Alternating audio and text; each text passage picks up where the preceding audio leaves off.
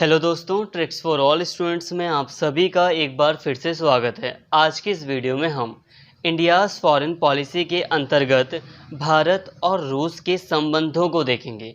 India and Russia के relations को आज की इस वीडियो में हम पढ़ेंगे। दोस्तों, मेरी आज आपसे एक रिक्वेस्ट ये है कि मैं चाहता हूँ कि आपको ये जो चैप्टर है वो पूरी तरह समझ में आ जाए। बट ये चैप्टर आपको तभी समझ में आएगा जब आप वीडियो को पूरा देखेंगे। यकीन मानिए, वीडियो को पूरा देखेंगे तो आपको सारी बातें समझ में आएंगी। और एक बात यहाँ पर यह है कि यहाँ पर इस वीडियो में मैं यहाँ पर ज़्यादा रीड कर, जो नोट्स हैं मेरे, उन्हें मैं ज़्यादा रीड करूँगा। मतलब यहाँ पर जो आपको नोट्स दिए जा रहे हैं वो बहुत ज़्यादा लेंथी होंगे। लेंथी इसलिए होंगे ताकि मेरे से कोई भी इम्पॉर्टेंट पॉइंट ना छूट जाए, इसलिए वो सारी चीज़ें मैं यहाँ पर आपको बताऊँगा। आप अगर चाहें तो यहाँ पर जितने भी नोट्स आपको दिए जाएंगे उसको थोड़ा समराइज़ भी कर सकते हैं, मतलब छोटा भी कर सकते हैं और अपना एक अच्छा आंसर बना सकते हैं। तो चलिए फ्रेंड्स, बिना देरी किए हुए वीडियो को शुरू करते हैं। सारी बातें आपको समझ में आ जाएंगी। देखिए, भारत और रूस के संबंधों की अगर हम बात करें तो जो रूस आज के टाइम पर जो देश है वो थोड़ा नया नाम है। रूस को पहले हम यूएसएसआर के नाम से जानते थे, सोवियत संघ के नाम से जानते थे। तो अगर हम भारत और रूस के संबंधों की बात करें तो अगर औपनिवेशिक टाइम की हम बात करें, भारत की आज़ादी से पहले, वैसे तो भारत और रूस के संबंध भारत की आज़ादी के बाद ही शुरू होते हैं सही मायने में। बट अगर हम उससे पहले भी थोड़ा सा झांक कर देखें तो औपनिवेशिक टाइम पर जो इंडियन गवर्नमेंट थी, जो ब्रिटिश गवर्नमेंट थी इंडिया में, उसके साथ जो रूस के संबंध थे वो ऐसे थे कि उसे डर था कि रूस आक्रमण कर सकता है भारत पर। तो इस तरह उसने अफ़गानिस्तान और दूसरे जो रणनीतिक इलाके थे वहाँ पर अपनी सेनाएं स्थापित करने का प्रयास किया। जैसे कि तिब्बत में अंग्रेज़ी सेनाएं गई थीं ताकि एक उस इलाके में थोड़ा वर्चस्व स्थापित हो सके अंग्रेज़ों का और भारत पर रूस या फ्रांस का आक्रमण ना हो। तो उस समय औपनिवेशिक टाइम पर कुछ ऐसा रिलेशन था।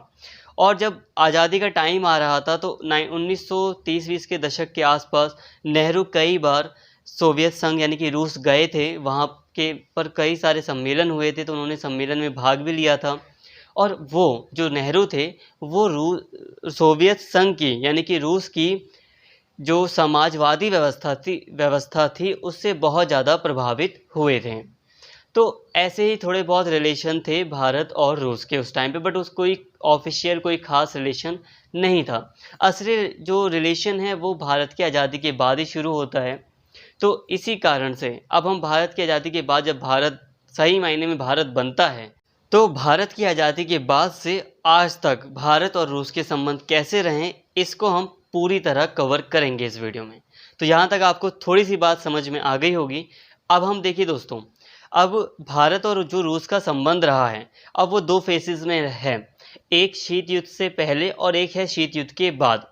शीत युद्ध के दौरान भारत और सोवियत संघ यानी कि रूस के संबंध कैसे थे, अब हम इसकी बात करते हैं। तो शीत युद्ध के समय में भारत और सोवियत संघ के संबंध, Indo Soviet relations during the cold war. तो शीत युद्ध से पहले रूस नहीं सोवियत संघ था, तो हम रूस को सोवियत संघ के रूप में देखेंगे।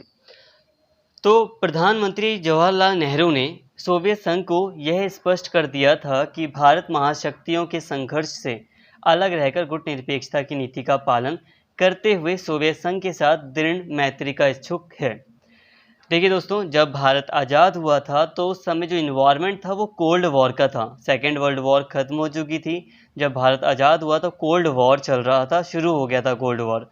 तो ऐसे वातावरण में पंडित जवाहरलाल नेहरू ने अमेरिका से तो कहा था, बट सोवियत संघ को भी ये साफ साफ कह दिया था कि हम किसी भी महाशक्ति में शामिल नहीं होंगे, हम गुटनिरपेक्षता की नीति का पालन करेंगे। और गुटनिरपेक्षता की नीति को अपनाए रखे हुए हम दोनों ही देशों के साथ दोस्ती करेंगे। तो सोवियत संघ के साथ दोस्ती का हाथ बढ़ाया भारत ने गुटनिरपेक्षता की नीति के साथ। यद्यपि उपनिवेशवाद तथा निशस्त्रीकरण जैसे विषयों पर भारत और सोवियत संघ में मतैक्य था, फिर भी गुटनिरपेक्षता के प्रश्न पर दोनों देशों में सहमति नहीं हो सकती थी। फिर भी ऐसे कई अवसर आए जब दोनों देशों ने एक दूसरे का समर्थन किया। जब भारत ने संयुक्त राष्ट्र में दक्षिण अफ्रीका के रंगभेद के प्रश्न को उठाया और पश्चिमी देशों ने इस समस्या को दक्षिण अफ्रीका का आंतरिक मामला कहकर टाल दिया, तब सोवियत प्रतिनिधि विशिंस्की ने भारत का पक्ष लेते हुए कहा था कि रंग भेद का जो प्रश्न है वो आंतरिक ना होकर निश्चय ही अंतर्राष्ट्रीय प्रश्न था। देखिए दोस्तों, जो भारत की गुटनिरपेक्षता की नीति थी वो ना तो अमेरिका को पसंद आई और ना ही सोवियत संघ को। सोवियत संघ को भी गुटनिरपेक्षता की नीति अच्छी नहीं लगी, क्योंकि दोनों ही देश आज़ादी के टाइम पर भारत की सोच रहे थे कि भारत एक देश में तो अवश्य शामिल हो जाएगा। दोनों ही देश को लग रहा था कि मेरा जो गुट है उसमें भारत शामिल होगा।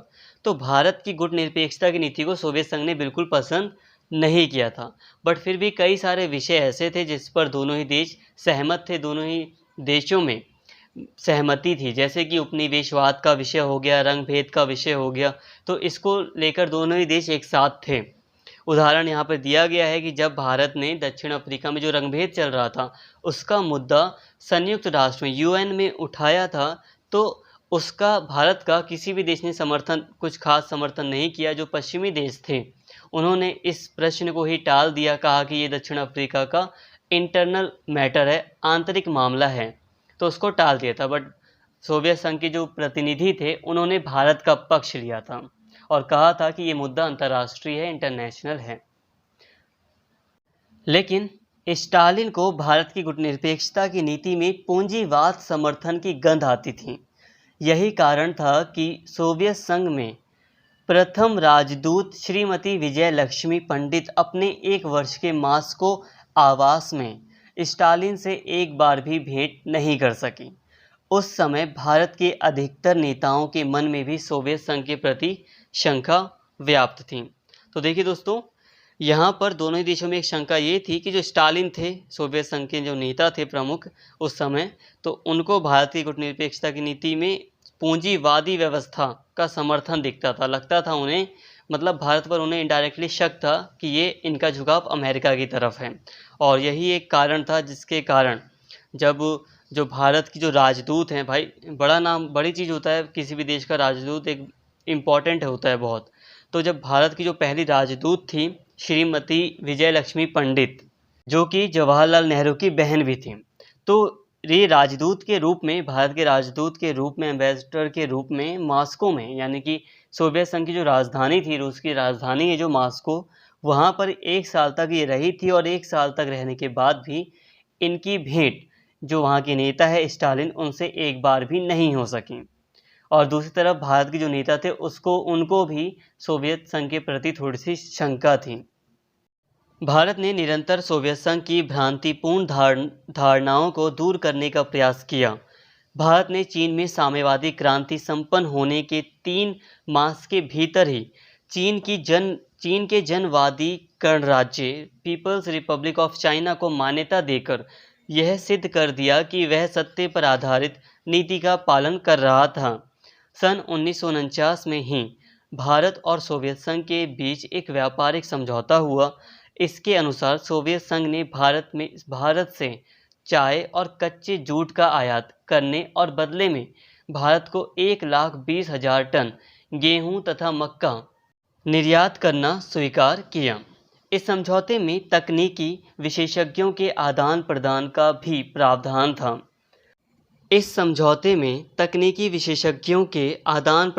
भी प्रावधान था। इस प्रस्ताव से भारत के बुद्धिजीवियों तथा अधिकारियों में क्रोध उत्पन्न हुआ। तत्कालीन गृह सचिव HV आयंगर ने विदेश सचिव KPS मेनन को कहा था कि इस प्रावधान से विशेषज्ञों की आड़ में सोवियत गुप्तचर भारत की अर्थव्यवस्था को तहस नहस कर देंगे।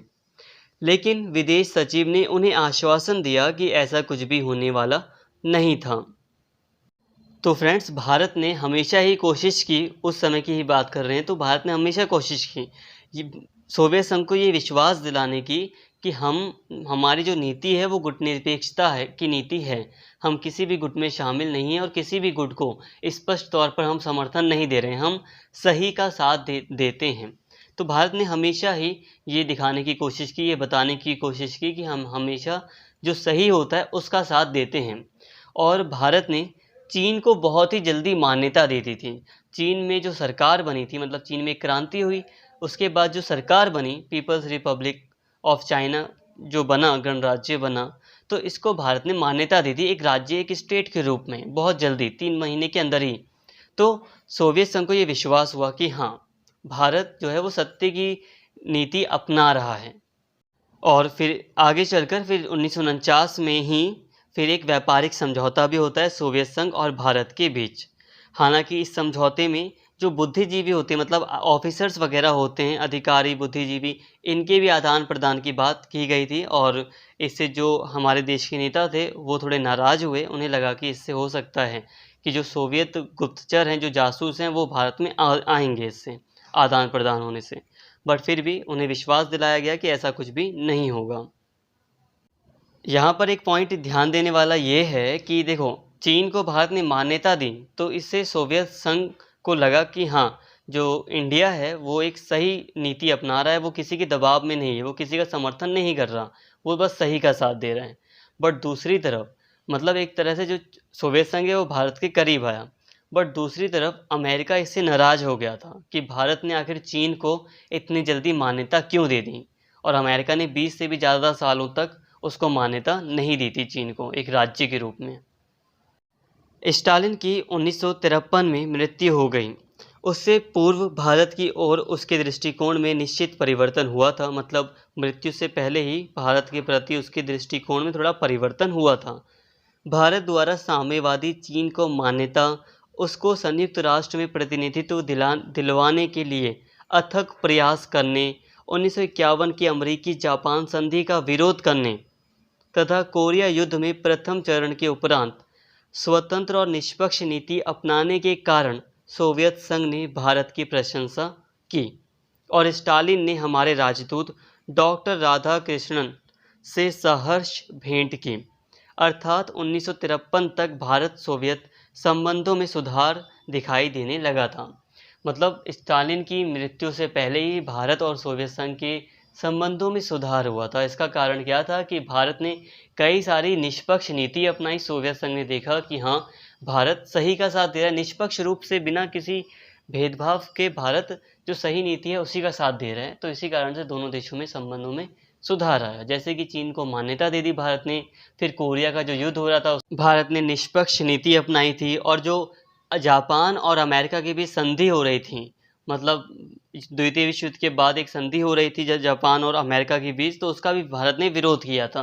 भारत ने कहा था कि ये जो संधि है वो जापान पर दबाव डाला जा रहा है, जापान की इसमें खुद की मर्जी नहीं है संधि करने में, ये दबाव डाल रहा है अमेरिका। तो इन सब कारणों से भारत और यूएसएसआर बहुत करीब आए। बहुत करीब तो नहीं, बट हाँ, संबंधों में सुधार हुआ।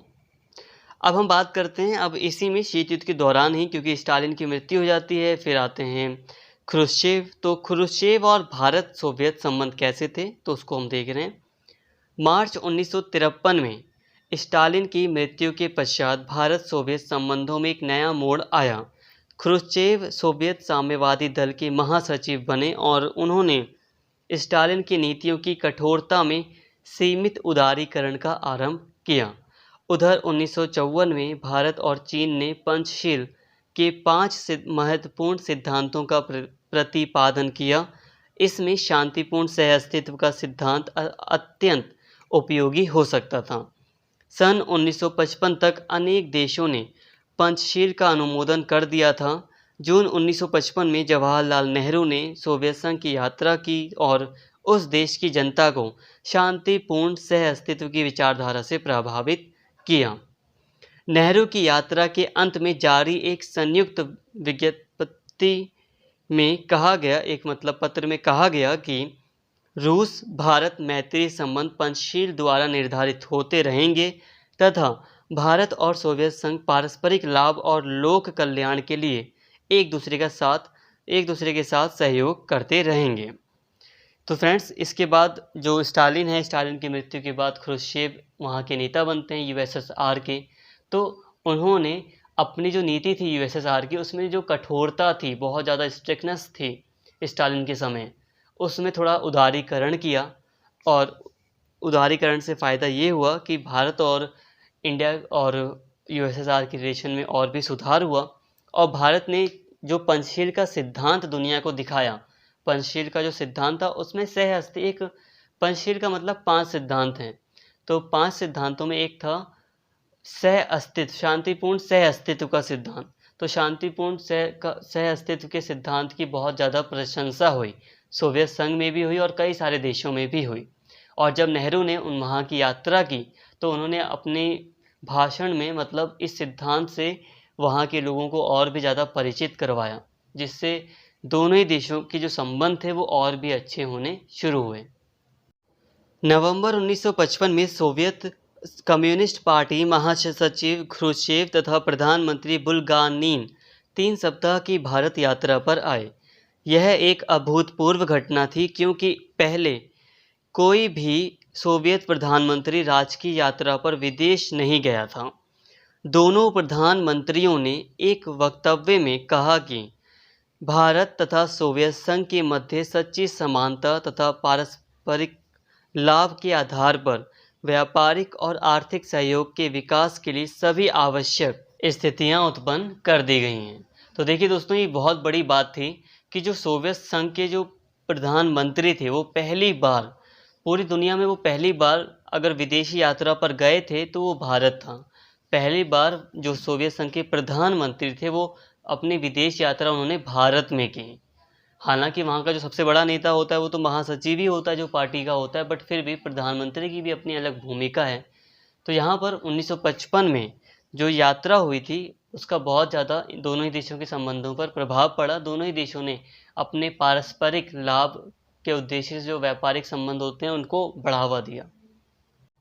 यहाँ पर जो दोनों प्रधानमंत्री लिखा है नोट्स में, दोनों प्रधानमंत्री का मतलब है कि जवाहरलाल नेहरू ने भी और जो बुल्गानिन ने, दोनों ही प्रधानमंत्रियों ने, बुल्गानिन जो यूएसएसआर के प्रधानमंत्री हैं वो, तो दोनों ही प्रधानमंत्री ने कहा कि भारत के और यूएसएसआर के बीच जो व्यापारिक संबंध हैं उसके लिए स्थितियाँ उत्पन्न कर दी गई हैं ताकि भारत और यूएसएसआर के बीच बिना किसी रुकावट के व्यापारिक संबंध या दूसरे संबंध बने रह सकें। बुल्गानिन ने भारतीय संसद को संबोधित करते हुए यह भी कहा था कि हम अपने आर्थिक तथा वैज्ञानिक अनुभव आपके साथ बांटने के लिए तैयार हैं। ख्रुश्चेव ने भारत को विश्वास दिलाते हुए कहा था कि आपको जब भी आवश्यकता पड़े पहाड़ की चोटी पर खड़े होकर पुकार लीजिए, हम आपकी सहायता के लिए दौड़कर आ जाएंगे। सोवियत संघ ने यह भी स्पष्ट किया कि वह कश्मीर को भारत का अभिन्न अंग मानता है। गोवा को भारत में पुनः शामिल करने का समर्थन करते हुए सोवियत संघ ने कहा कि पुर्तगाल को तुरंत गोवा को स्वतंत्र कर देना चाहिए था। साथ ही भारत और सोवियत संघ के बीच आर्थिक और सांस्कृतिक सहयोग में अभिवृद्धि हुई। तो देखिए दोस्तों, जो सोवियत संघ के जो नेता थे ख्रुश्चेव, प्रधानमंत्री तो थे, उन्होंने तो कहा ही, उन्होंने प्रधानमंत्री ने विश्वास दिलाया वहाँ के बुल्गानिन ने भारतीय संसद में कि हम अपने वैज्ञानिक अनुभव और अपने दूसरे जो चीज़ें हैं, तकनीकी चीज़ें हैं, अपनी जो आर्थिक चीज़ें हैं उसको भारत के साथ बांटने के लिए तैयार हैं। भारत को हम अपना एक्सपीरियंस देने के लिए तैयार हैं। ठीक है, मतलब समझ रहे हैं कि व्यापार करने के लिए तैयार हैं, भारत को वैज्ञानिक रूप से मजबूत बनाने के लिए तैयार हैं। उन्होंने ये बात कही।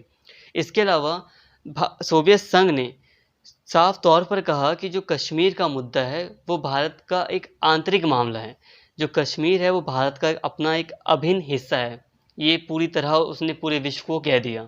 बहुत बड़ी बात थी ये कि उस टाइम पर कोई देश पूरी तरह भारत के साथ है। इसके साथ ही सोवियत संघ ने गोवा को भी भारत का हिस्सा कहा और कहा कि पुर्तगाल को गोवा को स्वतंत्र करके भारत को सौंप देना चाहिए, ये भी कहा।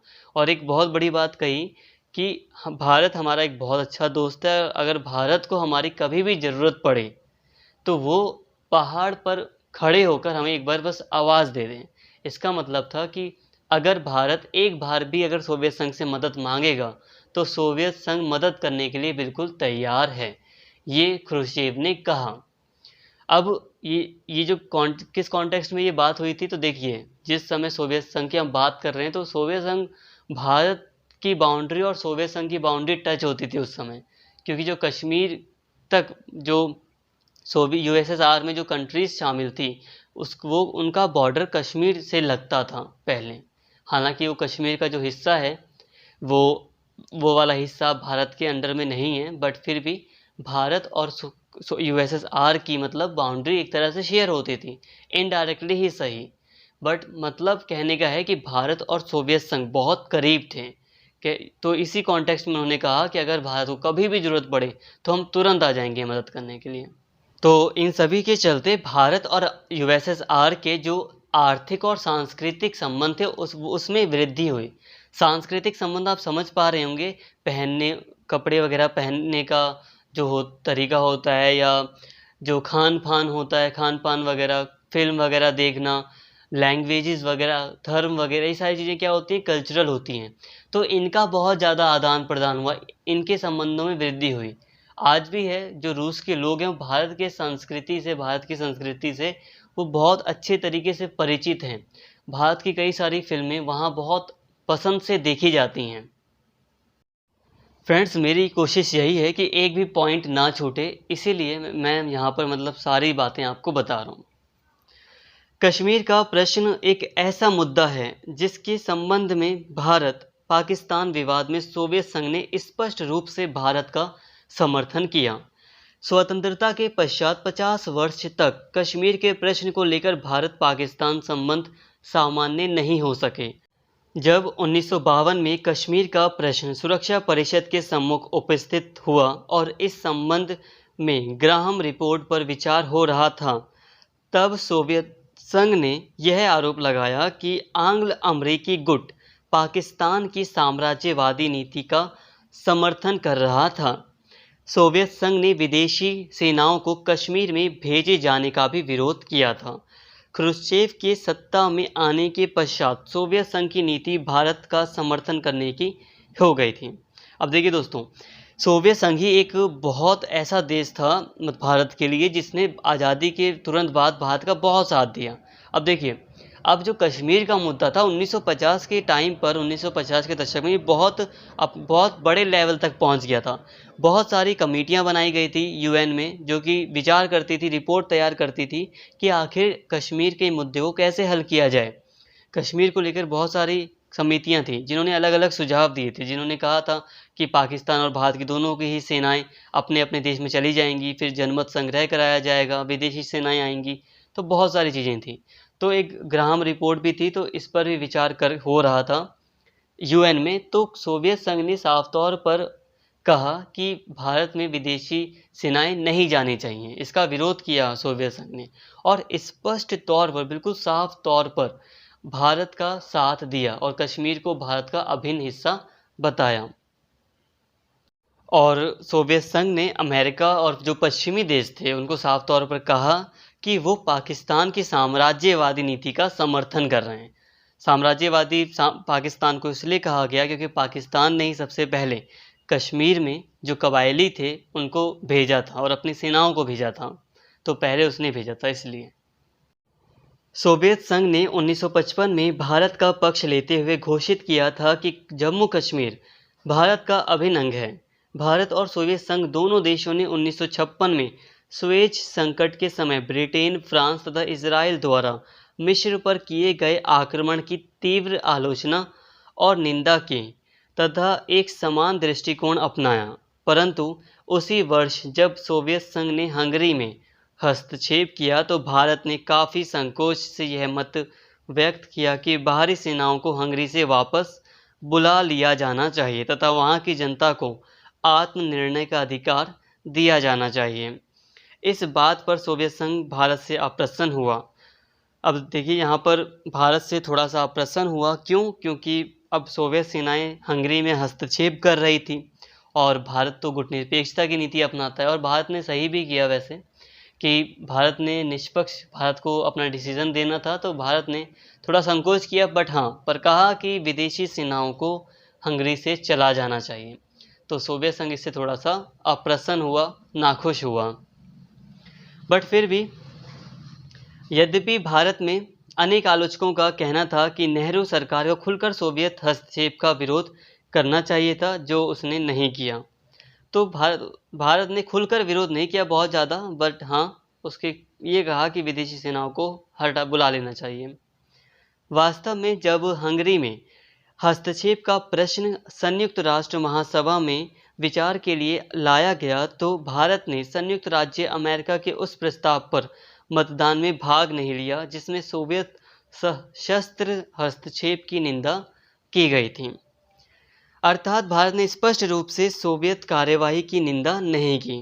अब भारत ने उस प्रस्ताव पर मतदान ही नहीं किया। मतदान क्या, उसमें भारत ने पार्टिसिपेट ही नहीं किया वोटिंग के लिए, जिसमें कहा गया था कि जो सोवियत संघ है, जिसमें सोवियत संघ की निंदा की बात की गई थी कि सोवियत संघ ने गलत तौर पर हंगरी में हस्तक्षेप किया और उसे ऐसा नहीं करना चाहिए।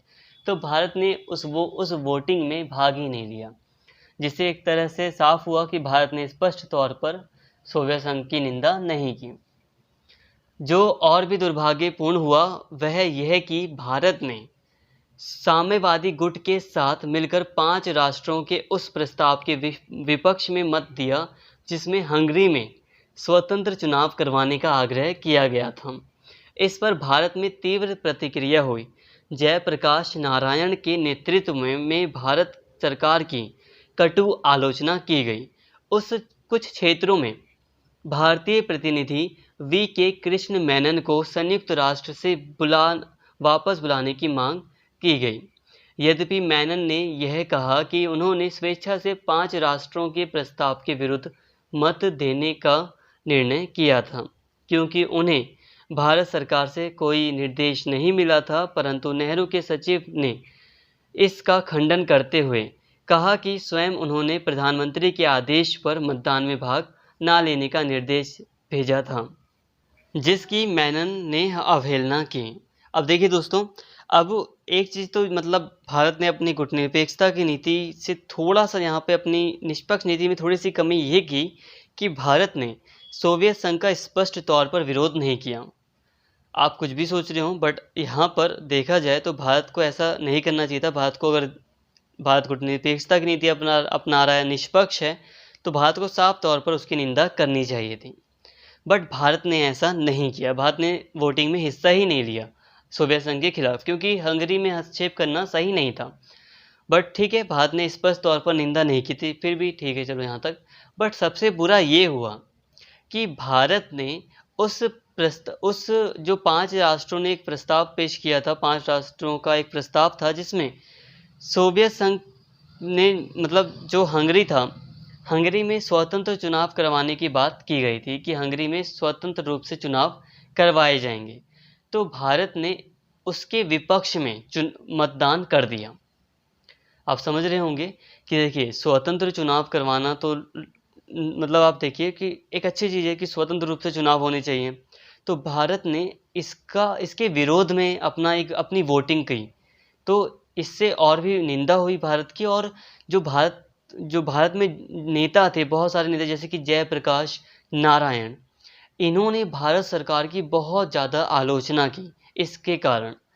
और जो विदेशी उस समय जो वहाँ पर यूएन में भारत के प्रतिनिधि थे, मेनन, उन्होंने कहा कि क्योंकि हमें सरकार की तरफ से, प्रधानमंत्री की तरफ से कोई निर्देश नहीं मिला, इसलिए मैंने अपनी तरफ से वोट किया है। बट जो नेहरू के सचिव थे, उन्होंने कहा कि मेनन को स्पष्ट तौर पर कहा गया था कि वो वोटिंग में हिस्सा ही ना लें, बट उन्होंने हमारे इस आदेश या निर्देश की अवहेलना की है। इस परिस्थिति में भारत सरकार ने कुछ संकोच के साथ सोवियत संघ की सेनाओं की वापसी की अप्रत्यक्ष मांग की। अप्रत्यक्ष रूप से इनडायरेक्टली भारत ने मांग की कि सोवियत संघ को अपनी सेनाएं वापस बुला लेनी चाहिए हंगरी से। इसे कुछ ऐसे समझ सकते हो जैसे कि अभी रूस और यूक्रेन के बीच जो वॉर हुई, तो ये वॉर हो रही थी तो इसमें भारत ने खुलकर नहीं कहा कि रूस को अपनी सेनाएं वापस बुला लेनी चाहिए। बट भारत बातचीत कर रहा है कि हाँ, रूस को अपनी सेनाएं वापस बुला लेनी चाहिए, युद्ध सही नहीं है, युद्ध बैठकर बातचीत होनी चाहिए। भारत स्पष्ट तौर पर निंदा नहीं कर रहा है। हंगरी की घटना के पश्चात भारत सोवियत संबंध और घनिष्ठ होते गए। जब 1961 में भारत ने अपनी सशस्त्र सेनाओं के द्वारा पुर्तगाल से गोवा को मुक्त करवाया, तब सोवियत संघ ने भारत का पूरा समर्थन किया। कश्मीर के प्रश्न पर कई बार सुरक्षा परिषद में सोवियत संघ ने भारत के पक्ष में अपने निषेधाधिकार वीटो का प्रयोग किया। व्यापार के क्षेत्र में भारत और सोवियत संघ में बराबर वृद्धि होती रही। अक्टूबर 1962 में जब चीन ने भारत पर भीषण आक्रमण किया तो प्रारंभ में चाहे सोवियत दृष्टिकोण निराशाजनक रहा, पर अंत में उसने सामान्य रूप से भारत के पक्ष का समर्थन किया। सोवियत पत्रिका प्रावदा, अब सोवियत संघ की एक पत्रिका थी प्रावदा, न्यूज़पेपर कह लो, मैगजीन कह लो, कुछ भी, प्रावदा, उसने मैकमोहन रेखा को साम्राज्यवादी रेखा कहकर एक प्रकार से चीनी पक्ष का समर्थन किया। इतना ही नहीं, सोवियत संघ ने भारत को 22 मिग विमानों के निर्यात करने का जो निर्णय किया था उसे स्थगित कर दिया गया। इससे दोनों देशों के संबंधों में कुछ कटुता उत्पन्न हुई, परंतु धीरे धीरे सोवियत नीति में परिवर्तन आना शुरू हुआ। तो फ्रेंड्स, दोनों देशों के संबंध में हालांकि मधुर हो रहे थे दोनों देशों के संबंध, बट जो चीन के साथ वॉर हुई थी भारत की, तो उस टाइम पर दोनों देशों के संबंधों में थोड़ी सी कटुता आई थी। बट फिर भी सोवियत दृष्टिकोण जो था वो भारत के पक्ष में फिर नज़र आना शुरू हुआ था। बट फिर भी थोड़ी सी जो कटुता थी वो चाइना के साथ 1962 में जो वॉर हुई थी उसी के कारण उत्पन्न हुई। भारत में चीनी आक्रमण के समय पर ही क्यूबा का प्रक्षेपास्त्र संकट भी उत्पन्न हुआ था। सोवियत प्रक्षेपास्त्र लेकर जो जहाज क्यूबा जा रहे थे, अमेरिका ने उनका मार्ग अवरुद्ध कर दिया और अंततः सोवियत जहाज़ों को वापस बुलाना पड़ा, अन्यथा परमाणु युद्ध छिड़ सकता था। चीन ने सोवियत संघ की तीव्र आलोचना की। उसके पश्चात सोवियत संघ ने पुनः भारत को सैनिक सहायता देनी आरंभ कर दी और उसने चीन द्वारा कोलंबो प्रस्ताव अस्वीकार किए जाने पर चीन की आलोचना भी की। अब देखिए दोस्तों, चीन 1962 में ही क्यूबा का मिसाइल संकट उत्पन्न हुआ था। आपको पता होगा मिसाइल संकट के बारे में, ये बहुत बड़ा संकट था क्यूबा मिसाइल संकट। ठीक है, ऐसा लग रहा था कि दोबारा से परमाणु युद्ध छिड़ सकता है, परमाणु युद्ध होने के चक्कर में हो सकता था, इसीलिए दोनों देश पीछे हट जाते हैं, अमेरिका और सोवियत संघ दोनों ही देश फिर पीछे हट जाते हैं। फिर सोवियत संघ अपने जो जहाज़ होते हैं, जो एटम, जो न्यूक्लियर बॉम्ब वगैरह लेकर क्यूबा जा रहे होते हैं, उसको वापस बुला लेता है। अब ऐसे में जो चीन होता है, चीन सोवियत संघ की बहुत ज़्यादा आलोचना करता है। इसी कारण से अब सोवियत संघ दोबारा से जो अपनी सैनिक सहायता होता है वो भारत को देना शुरू करता है, जो उसने स्थगित कर दी थी। तो अभी हम पढ़ रहे हैं शीत युद्ध के दौरान भारत और सोवियत संघ के संबंध कैसे थे, रूस के संबंध कैसे थे। अब इसी में हमने देखा कि स्टालिन के दौरान, जब स्टालिन वहाँ के नेता थे तो कैसे संबंध थे। फिर ख्रुश्चेव आते हैं, ख्रुश्चेव के दौरान भारत और सोवियत संघ के संबंध कैसे थे। अब सोवियत संघ में ख्रुश्चेव की जगह आते हैं ब्रेजनेव। अब ब्रेजनेव के युग के दौरान, जब ब्रेजनेव होते हैं तो उसके दौरान भारत सोवियत संघ के संबंध कैसे होते हैं, अब हम इसकी बात कर रहे हैं। ब्रेजनेव युग में भारत सोवियत संबंध, Indo Soviet relations during the Brezhnev era. सन 1964 में भारत के प्रधानमंत्री नेहरू के निधन के पश्चात लाल बहादुर शास्त्री ने उनके उत्तराधिकारी के रूप में सत्ता संभाली। उधर सोवियत संघ में ख्रुश्चेव का पतन हो गया। उस समय वह पार्टी के महासचिव तथा प्रधानमंत्री दोनों ही थे। उनको अपदस्थ कराने में 3 प्रमुख नेताओं का हाथ था। वे थे ब्रेजनेव, कोसिजिन तथा पोदगोर्नी। ख्रुश्चेव के पश्चात ब्रेजनेव पार्टी के महासचिव बने और सर्वाधिक शक्ति उनके हाथों में आ गई। कोसिजिन को प्रधानमंत्री तथा पोदगोर्नी को प्रेसिडियम का प्रधान बनाया गया। प्रेसिडियम एक क्षेत्र होगा तो वहाँ का प्रधान पोदगोर्नी को बनाया गया। कहने का मतलब यह है कि ये 3 नेता थे जिन्होंने ख्रुश्चेव को उनके पद से हटाने में प्रमुख भूमिका निभाई थी। ब्रेजनेव 1964 से 1983 के आरंभ तक सोवियत संघ के सबसे शक्तिशाली नेता रहे। भारत सोवियत संबंधों में 1960 से 65 की अवधि में बहुत निकटता आई। ख्रुश्चेव के पतन के पश्चात सोवियत संघ उपमहाद्वीप में और अधिक रुचि लेने लगा था।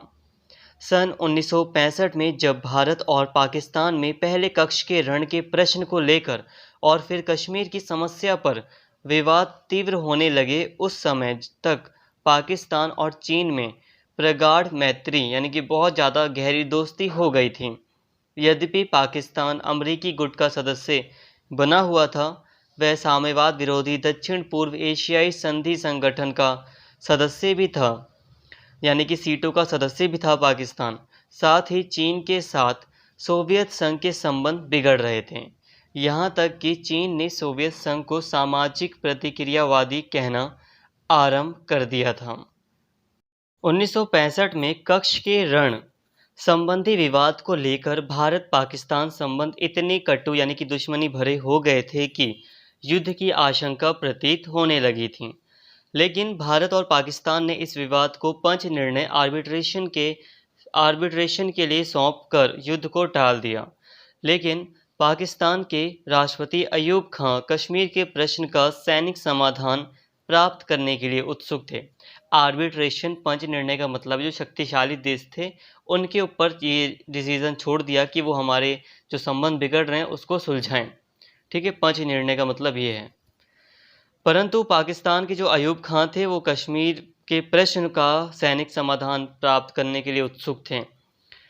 3 वर्ष पूर्व 1962 में चीन ने भारत को सीमा युद्ध में अपमानित किया था, अतः इसलिए पाकिस्तानी नेताओं को विश्वास हो गया था कि वे भारत को आसानी से पराजित कर देंगे, हरा देंगे। पाकिस्तान ने कश्मीर में घुसपैठिए भेजकर शांति व्यवस्था भंग करवाने का प्रयास किया।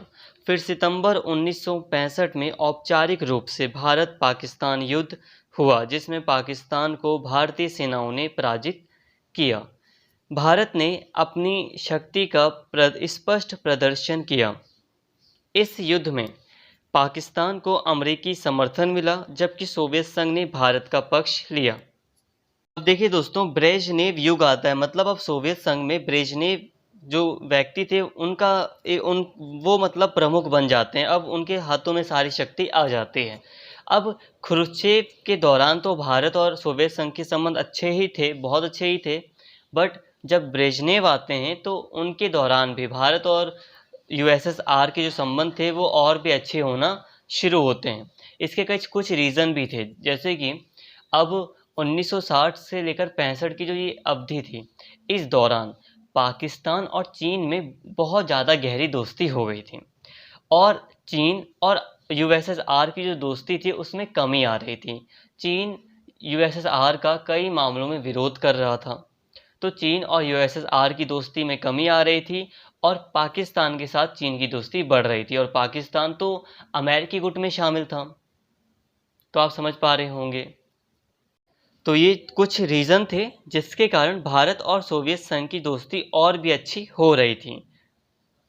अब इसी बीच जो 1965 में भारत पाकिस्तान का युद्ध होता है, अब युद्ध क्यों होता है ये तो आपको पता ही है सब कुछ, बस इन शॉर्ट कहा जाए तो इस युद्ध में सोवियत संघ भारत का पक्ष लेता है और अमेरिका पाकिस्तान का पक्ष लेता है, और चाइना भी पाकिस्तान का ही पक्ष लेता है। भारत पाकिस्तान युद्ध में पाकिस्तान ने आधुनिकतम टैंकों सहित अमेरिकी शस्त्रास्त्रों का भारत के विरुद्ध खुलकर प्रयोग किया। पाकिस्तान ने अनेक चीनी शस्त्रास्त्रों का भी प्रयोग किया। सोवियत संघ ने सुरक्षा परिषद के माध्यम से युद्ध विराम करवाने का सफल प्रयास किया और फिर उसके सुझाव पर ताशकंद में जनवरी 1966 में भारत पाकिस्तान शिखर सम्मेलन हुआ ताकि दोनों देशों में दोबारा से पुनः औपचारिक शांति स्थापित की जा सके। ताशकंद वार्ता प्रधानमंत्री लाल बहादुर शास्त्री तथा पाकिस्तानी राष्ट्रपति अयूब खां के मध्य हुई, जिसमें सोवियत प्रधानमंत्री कोसिजिन ने भी योगदान किया। अब जो ये युद्ध हो रहा था, इस युद्ध पर यूएन की तरफ से सोवियत संघ ने विराम लगवाया, युद्ध विराम घोषित करवाया। इसमें सोवियत संघ ने प्रमुख भूमिका निभाई पाकिस्तान और भारत के युद्ध को रोकने में, और ताशकंद में एक समझौता करवाया जिसे हम ताशकंद समझौते के नाम से जानते हैं। तो वार्ताएं आयोजित की गई थी। वार्ता के पश्चात वार्ता समझ रहे हैं ना कि बातचीत वगैरह शुरू की थी, उसी में फिर समझौता होता है। वार्ता के पश्चात ताशकंद समझौता हुआ जिस पर शास्त्री एवं अयूब खां ने हस्ताक्षर किए। इसके अनुसार दोनों देशों की सेनाएं सितंबर पूर्व की स्थिति में वापस चली जानी थी, अतः पूर्ववत यथास्थिति स्थापित करने का निर्णय हुआ।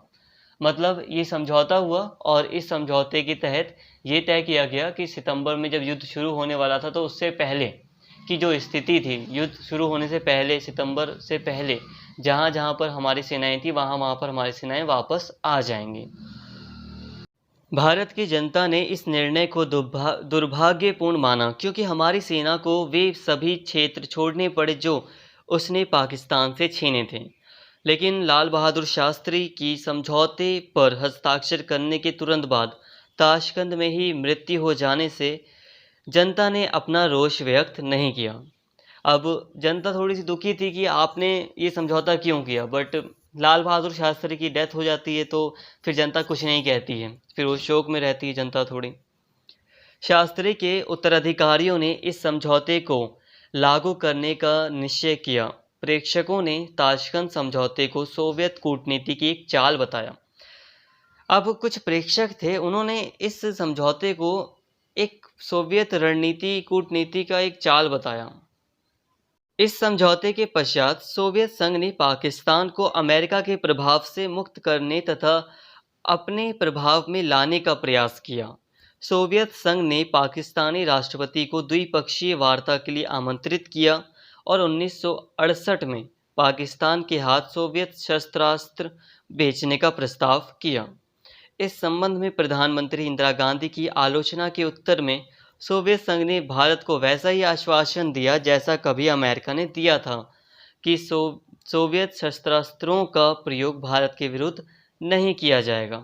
भारत की जनता इससे आश्वस्त नहीं हुई, लेकिन कुछ समय पश्चात विश्व की राजनीति के बदलते परिप्रेक्ष्य में सोवियत संघ ने पाकिस्तान को शस्त्रास्त्र देना अस्वीकार कर दिया। सन 1971 में बांग्लादेश के संकट ने भारत और सोवियत संघ में अभूतपूर्व मैत्री स्थापित करवा दी। बांग्लादेश संकट के उपरांत भारत सोवियत संघ के इतना निकट आ गया कि आलोचकों ने ये कहना आरंभ कर दिया कि भारत ने गुटनिरपेक्षता की नीति को त्याग दिया है। अब देखिए दोस्तों, यहाँ पे मैं इसीलिए बहुत ज़्यादा आपको नोट्स दे रहा हूँ, रीड कर रहा हूँ, एक एक चीज़ कुछ भी स्किप नहीं कर रहा हूँ। इसका मोटिव ये है ताकि आपको सारी चीज़ें पता हों।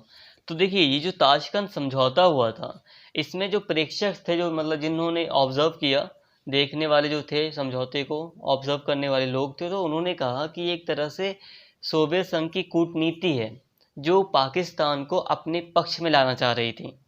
क्योंकि इस समझौते से हुआ यही कि भारत को कुछ नहीं मिला। पाकिस्तान को क्या मिला कि भारत ने जो भी चीज़ें उसकी कब्जा कर ली थी, पाकिस्तान को वो चीज़ें वापस मिल गई, भारत को कुछ फ़ायदा नहीं हुआ। तो इससे यही प्रेक्षकों ने कहा कि पाकिस्तान को वो अपनी ओर आकर्षित कर रहा था, क्योंकि पाकिस्तान अमेरिका के प्रभाव में था, तो सोवियत संघ पाकिस्तान को अमेरिकी प्रभाव से निकाल कर अपने पक्ष में लाना चाहता था। और ये चीज़ तब हमें सही मालूम होती है जब सोवियत संघ 1968 के आसपास पाकिस्तान को अपनी शस्त्र बेचने के लिए एक प्रस्ताव देता है। हालांकि फिर बाद में आगे चलकर उस प्रस्ताव को फिर अस्वीकार कर देता है सोवियत संघ, शस्त्र देने से मना कर देता है, बट फिर भी ऐसा हुआ था। और एक चीज़ आपके मन में आ सकती है कि ताशकंद समझौता भारत को नहीं करना चाहिए था या भारत का नुकसान हुआ। तो देखिए, अब लाल बहादुर शास्त्री की भी इसमें कोई गलती नहीं है, क्योंकि उस समय जो भारत की अर्थव्यवस्था थी वो बहुत ही ज़्यादा ख़राब हो चुकी थी। तो ऐसे वक्त में हमें लड़ाई नहीं, हमें बस शांति चाहिए थी, क्योंकि इतने सारे अकाल वगैरह पड़ रहे थे। बिहार का बुरा हाल था, अकाल पड़ा था बिहार में, और हमने 2 वैसी लड़ाइयाँ लड़ चुकी थी। तो अब हमें भी शांति चाहिए थी, तो इसलिए हमने जल्दी से जल्दी समझौता करने में ही अपनी भी भलाई समझी थी। तो ये भी एक यहाँ पर एक पॉजिटिव पॉइंट है, ताकि आप सारी बातें सही समझें, कुछ भी नेगेटिविटी ना आए, इसलिए मैंने आपको ये बताया। अब दोस्तों, बांग्लादेश संकट के टाइम पर, मतलब जब बांग्लादेश में जो पूर्वी पाकिस्तान है वहाँ पर एक संकट आता है, आपको मैंने कई बार बताया है, तो उस समय भारत और सोवियत संघ के संबंध कैसे थे। तो संबंध बहुत अच्छे हो गए थे 1971 के टाइम पर। भारत और सोवियत संघ के संबंध बहुत अच्छे हो गए थे। उसका एक कारण था, इन दोनों देशों ने मैत्री संधि की थी, आपस में दोस्ती की, फ्रेंडशिप की एक संधि, ट्रीटी साइन की थी। तो बांग्लादेश के संकट के समय थोड़ा सा हम इसे जल्दी से समझ लेते हैं कि दोनों देशों के संबंध कैसे थे। एक बात याद रखना, जो पाकिस्तान बांग्लादेश इनका जो पोर्शन आ रहा है हमारे बीच में, मतलब हम बात कर रहे हैं सोवियत संघ यानी कि रूस और भारत की, बट बीच में पाकिस्तान बांग्लादेश इनका नाम आ रहा है, चाइना का नाम आ रहा है। तो इस चीज़ को आप थोड़ा और समराइज कर सकते हो। ये नहीं है कि आप लिखोगे ही नहीं पाकिस्तान का नाम कि पाकिस्तान से युद्ध हुआ तो भारत ने, मतलब भारत की सहायता की सोवियत संघ ने, तो पाकिस्तान के साथ युद्ध तो आपको लिखना पड़ेगा कि उस दौरान भारत और सोवियत संघ के संबंध अच्छे हुए। बट अगर आप चाहें तो इस चीज़ को, जो पाकिस्तान वगैरह वाला पोर्शन आता है, उसको थोड़ा शॉर्ट कर सकते हैं। ज़्यादा डिटेल में ना बताकर आप वहाँ पर अपने एग्ज़ाम में या अपने नोट्स में इसको थोड़ा शॉर्ट कर सकते हैं। बट मैं आपको सारी बातें बता रहा हूँ ताकि जिसको याद नहीं है, जिसने नहीं पढ़ा, वो भी समझ सके। बांग्लादेश का संकट 1971 में पाकिस्तानी शासकों की अदूरदर्शिता के कारण उत्पन्न हुआ। उस समय बांग्लादेश पाकिस्तान का एक प्रांत था और पूर्वी पाकिस्तान कहलाता था। दिसंबर 1970 में पाकिस्तान की राष्ट्रीय सभा नेशनल असेंबली के लिए जो चुनाव हुए, उनमें शेख मुजीबुर रहमान के नेतृत्व वाली आवामी लीग को स्पष्ट बहुमत मिला। परंतु जैसा कि आपको पता ही होगा, मुजीब को प्रधानमंत्री पद पर नियुक्त नहीं किया गया। अनुमान लगाया गया था कि पश्चिमी पाकिस्तान के नेतागण, विशेषकर जुल्फिकार अली भुट्टो, यह सहन नहीं कर सकते थे कि पूर्वी पाकिस्तान का व्यक्ति प्रधानमंत्री बने। राष्ट्रीय सभा की मोर्चा में होने वाली बैठक को स्थगित कर दिया गया। अब देखिए दोस्तों, सिंपल है, बांग्लादेश में 1971 में जो चुनाव हुए थे उसमें आवामी लीग जीती थी, जिसके जो प्रमुख नेता थे वो थे मुजीबुर रहमान। अब मुजीबुर रहमान को प्रधानमंत्री बनना था भाई, उन्हें बहुमत मिला था, वोट में वो जीते थे, तो उन्हें पूरे पाकिस्तान के मतलब पूरे पाकिस्तान का प्रधानमंत्री बनना था। दो पाकिस्तान थे ना उस समय, पश्चिमी और पूर्वी, तो दोनों पूरे पाकिस्तान का उन्हें प्रधानमंत्री बनना था। बट जो जुल्फिकार अली भुट्टो, बहुत सारे नेता थे जो पश्चिमी पाकिस्तान के थे, आज के टाइम पे जो पाकिस्तान है वहाँ के जो नेता थे बहुत सारे, स्पेशली जुल्फिकार अली भुट्टो, उनका वो सहन नहीं कर सकते थे कि कोई पूर्वी पाकिस्तान का व्यक्ति प्रधानमंत्री बने। स्पेशली अंदर की बात तो ये है कि वो खुद चाहते थे कि मैं प्रधानमंत्री बनूं, तो मुजीब को प्रधानमंत्री नहीं बनाया गया। अब इसी के चलते पूर्वी पाकिस्तान में फिर विद्रोह हुआ, जिसका याह्या खां सरकार ने दमन करना आरंभ किया। तो सरकार जो थी वो याह्या खां की थी उस समय, तो उन्होंने फिर इसका दमन करना शुरू किया, नरसंहार किया जाने लगा। मतलब बहुत बड़े लेवल पर जब लोगों को मारा जाता है तो उसे कहते हैं नरसंहार, तो ये किया जाने लगा। लाखों शरणार्थी भागकर भारत में आ गए, जिससे भारत की अर्थव्यवस्था असंतुलित हो गई। संयुक्त राज्य अमेरिका ने इंदिरा गांधी की इस प्रार्थना को ठुकरा दिया कि वह पाकिस्तान पर दबाव डाले ताकि स्थिति को सामान्य बनाया जा सके और भारत में आए लगभग 1 करोड़ शरणार्थी अपने घरों को वापस जा सकें। उधर पाकिस्तान चीन और अमेरिका के बल पर पाकिस्तान के साथ युद्ध की तैयारी करने लगा। भारत के साथ युद्ध की तैयारी करने लगा पाकिस्तान। अमेरिकी राष्ट्रपति निक्सन ने इंदिरा गांधी को भयभीत करने के लिए यहाँ तक कह दिया कि यदि भारत पाक युद्ध हुआ तो अमेरिका उसमें पाकिस्तान के पक्ष में हस्तक्षेप कर सकता है। इस संकट के परिणाम स्वरूप दिसंबर 1971 में एक युद्ध हुआ जिसमें भारत की विजय और पाकिस्तान की पराजय हुई। पूर्वी पाकिस्तान में पाकिस्तान की सेना ने भारत की सेना के समक्ष आत्मसमर्पण कर दिया और स्वतंत्र बांग्लादेश राज्य का जन्म हुआ। जब पाकिस्तान युद्ध की तैयारी कर रहा था और अमेरिका उसका साथ देने के लिए कटिबद्ध था, तब भारत के पास सिवा इसके कोई मार्ग नहीं बचा था कि वह सोवियत संघ की सहायता ले।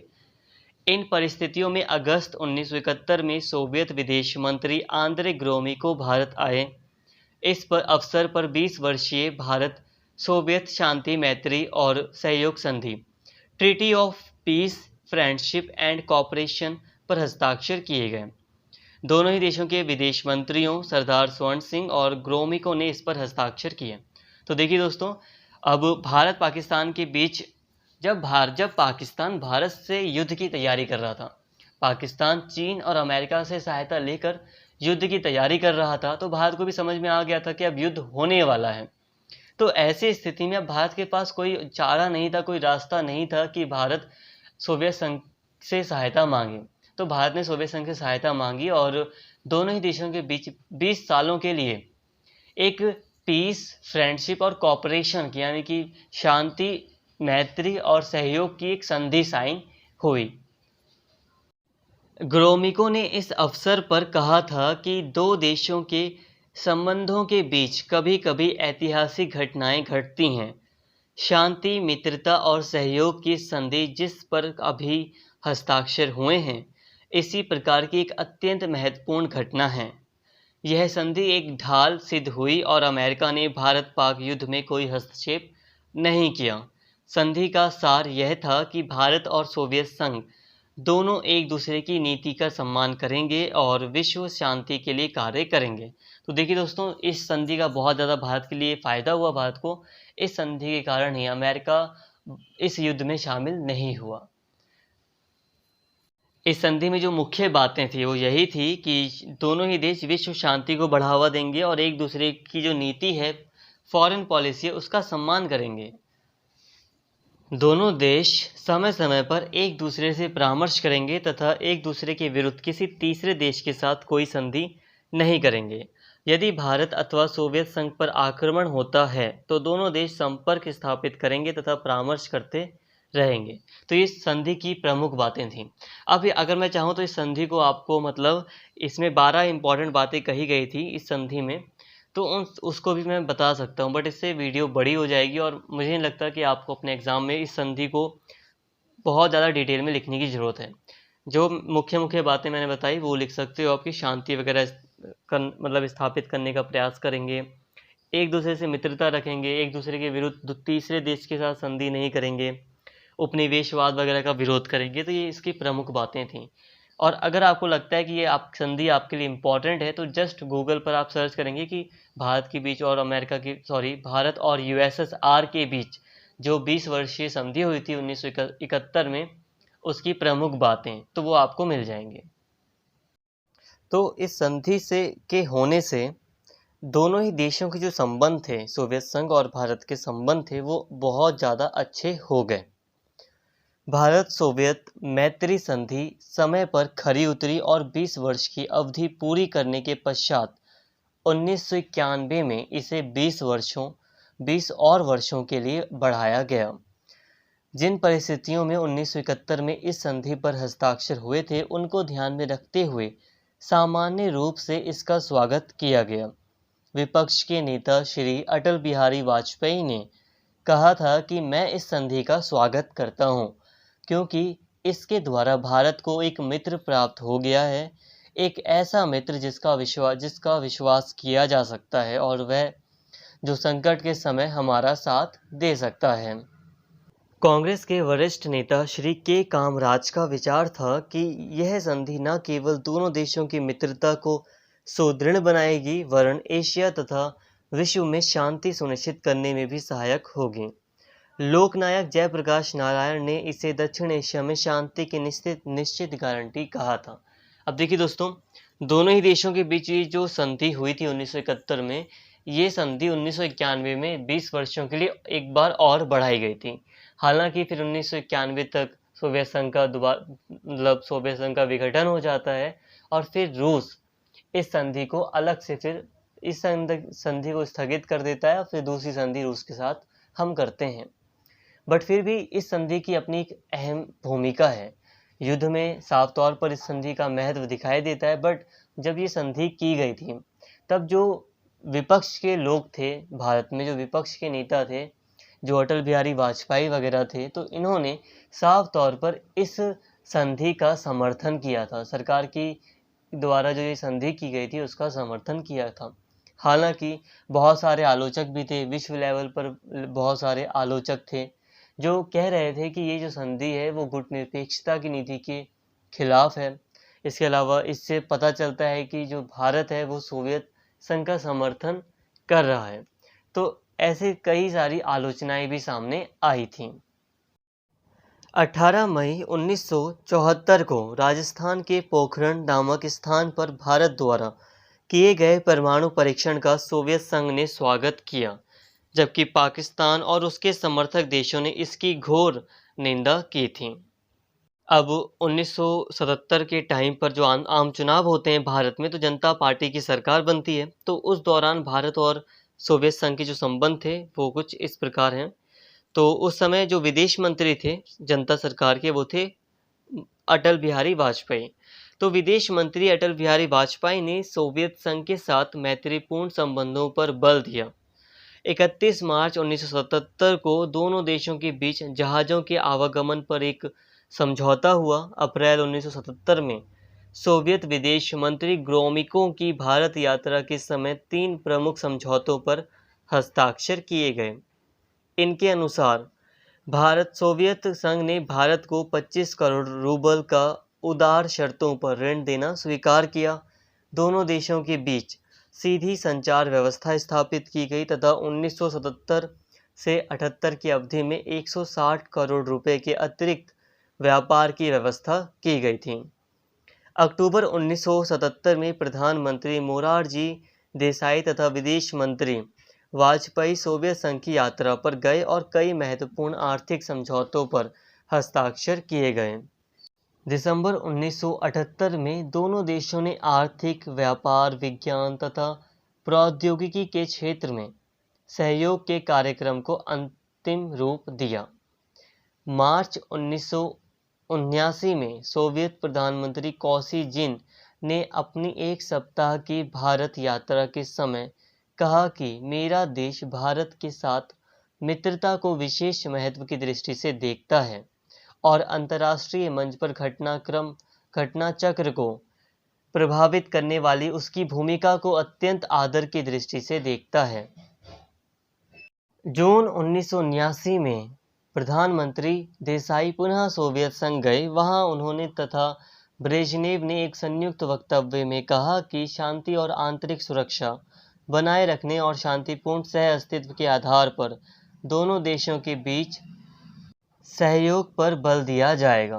तो फ्रेंड्स, कई सालों तक जब कांग्रेस शासन कर रही होती है, उसके बाद एक जो नॉन कांग्रेसी गवर्नमेंट आती है वो जनता सरकार होती है। तो जनता सरकार, भारत की जब जनता सरकार आती है भारत में सत्ता में, तब भी सोवियत संघ के साथ भारत के संबंध खराब नहीं होते हैं। जनता सरकार के टाइम पर भी सोवियत और भारत कि जो दोनों ही देशों के जो संबंध होते हैं वो काफ़ी अच्छे होते हैं। दोनों ही देशों के जो मंत्री वगैरह होते हैं वो एक दूसरे के देश की यात्राएं करते हैं और ये आश्वासन दिलाते हैं कि दोनों ही देश एक दूसरे के साथ सहयोग करने का प्रयत्न करेंगे।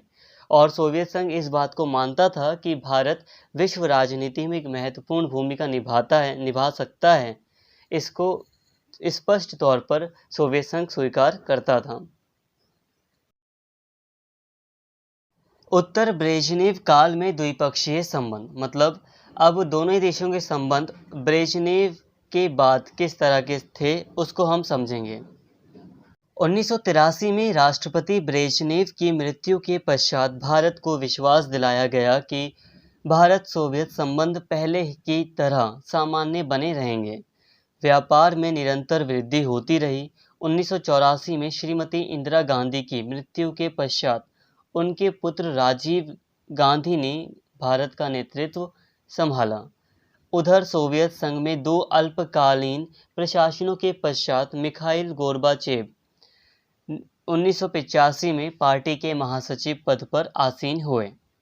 राजीव गोर्बाचेव शासनकाल में भारत और सोवियत संबंधों में और भी सुधार आया। अधिकतर अंतर्राष्ट्रीय समस्याओं पर दोनों देशों के समान विचार होने से संबंध और भी मधुर बने रहे। तो फ्रेंड्स, 1983 में जो ब्रेजनेव होते हैं सोवियत संघ के नेता, इनकी डेथ हो जाती है, इनकी मृत्यु हो जाती है। और इंदिरा गांधी 1984 में भारत में उनकी मृत्यु हो जाती है। तो इस कारण से अब भारत में राजीव गांधी और सोवियत संघ में गोरबाचेव, ये दो नए नेता उभर कर सामने आते हैं और अब इन दोनों के बीच भारत और सोवियत संबंध और भी मधुर होते हैं।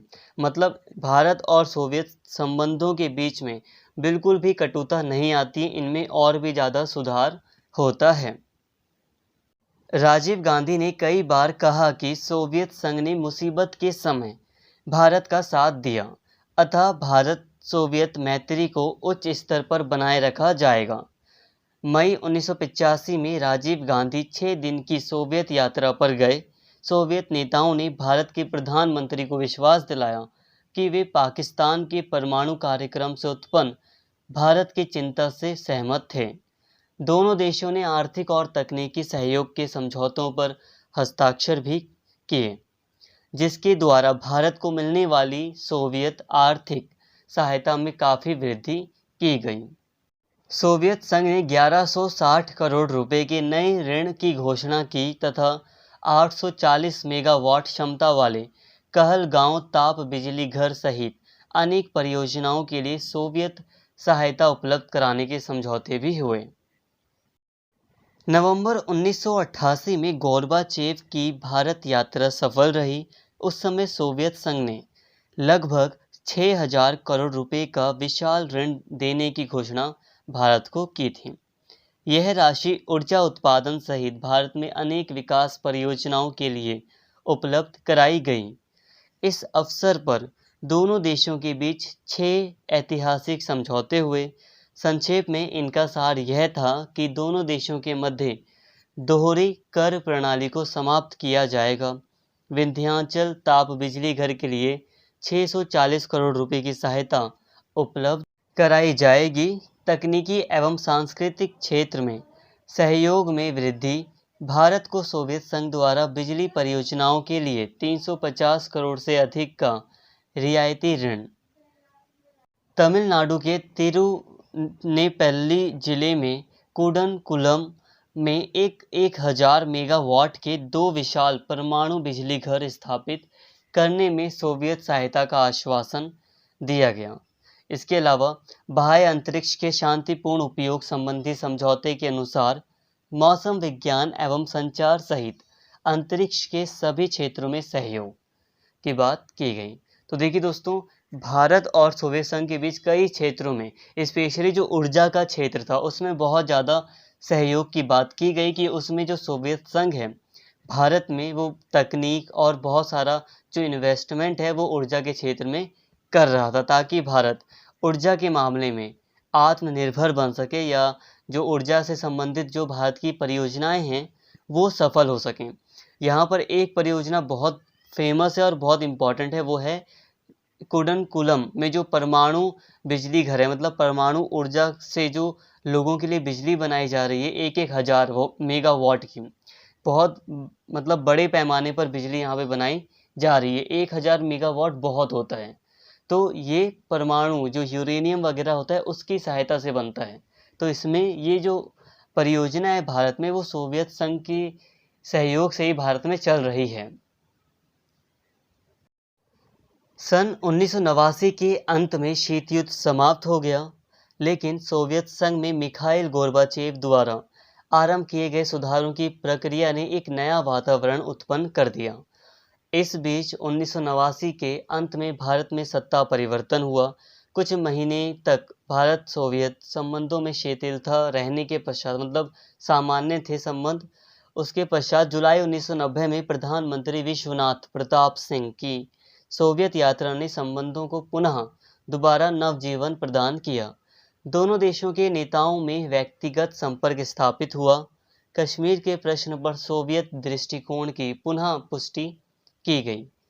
1971 की भारत सोवियत मैत्री संधि के 1991 में नवीकरण करने का निश्चय किया गया और दोनों देशों के पारस्परिक व्यापार में रुपए रूबल के तत्कालीन संबंध को 1995 तक जारी रखने का निर्णय किया गया। अब देखिए दोस्तों, अब 1989 में शीत युद्ध समाप्त हो ही चुका था और फिर जो सोवियत संघ था उसमें बहुत सारे सुधार हो रहे थे मिखाइल गोर्बाचेव के द्वारा। तो इसमें बहुत उथल पुथल, एक नया वातावरण वहाँ पर सोवियत संघ में नया वातावरण बना हुआ था और भारत में भी सत्ता परिवर्तन होता है। तो अब भारत की जो मैत्री संधि थी, भारत और यूएसएसआर की जो मैत्री संधि थी, अगस्त 1971 में जिसे किया गया था, अब वो 1991 में, क्योंकि 20 साल के लिए की गई थी ये, तो 1991 में वो संधि खत्म होने वाली थी। तो अब उस संधि को दोबारा नया करने के लिए या दोबारा 20 वर्ष करने के लिए जो विश्वनाथ प्रताप सिंह भारत के जो प्रधानमंत्री थे, वो सोवियत यात्रा करते हैं और दोबारा से संधि पर हस्ताक्षर करते हैं, मतलब कि उस संधि को 20 वर्ष के लिए फिर से बढ़ा देते हैं। तो फ्रेंड्स, फिर आगे चल के जैसा कि हम जानते हैं कि फिर 1971-91 में पूरी तरह फिर सोवियत संघ का विघटन हो जाता है और ऐसे में अब सोवियत संघ की जगह रूस राज्य अस्तित्व में आता है। अब रूस के साथ भारत के संबंध कैसे थे, अब इसको अगर हमें समझना है तो अब हमें बात करनी पड़ेगी शीत युद्ध के बाद भारत और रूस के संबंध। अभी हमने जो सोवियत संघ पढ़ा उसको भी हम एक तरह से रूसी मानते हैं, बट फिर भी सोवियत संघ में थोड़ा अलग ही बात थी। तो अभी तक हमने शीत युद्ध के दौरान तक, शीत युद्ध जब शुरू हुआ, भारत की आज़ादी हुई, तो तब से लेकर शीत युद्ध तक 1990 तक लगभग हमने ये पढ़ लिया कि भारत और रूस यानी कि सोवियत संघ के संबंध कैसे थे। इस चीज़ को हमने पूरी तरह कवर कर लिया। अब दोस्तों, वीडियो बहुत ज़्यादा बड़ा हो रहा है, इसीलिए अब हम इस चीज़ को यहीं पर स्टॉप करते हैं और नेक्स्ट वीडियो में इसको हम कवर करेंगे कि शीत युद्ध के बाद भारत और सोवियत संघ के संबंध कैसे हैं, यानी कि रूस के साथ और भारत के संबंध, भारत और रूस के संबंध कैसे हैं। इस चीज़ को अब हम नेक्स्ट वीडियो में कवर कर लेंगे। तो प्लीज़ फ्रेंड्स, आज की इस वीडियो में इतना ही, और अगर आपको वीडियो अच्छी लगी हो तो प्लीज़ चैनल को सब्सक्राइब कर लेना और इस वीडियो को ज़्यादा से ज़्यादा शेयर करना और लाइक करना। Thank you.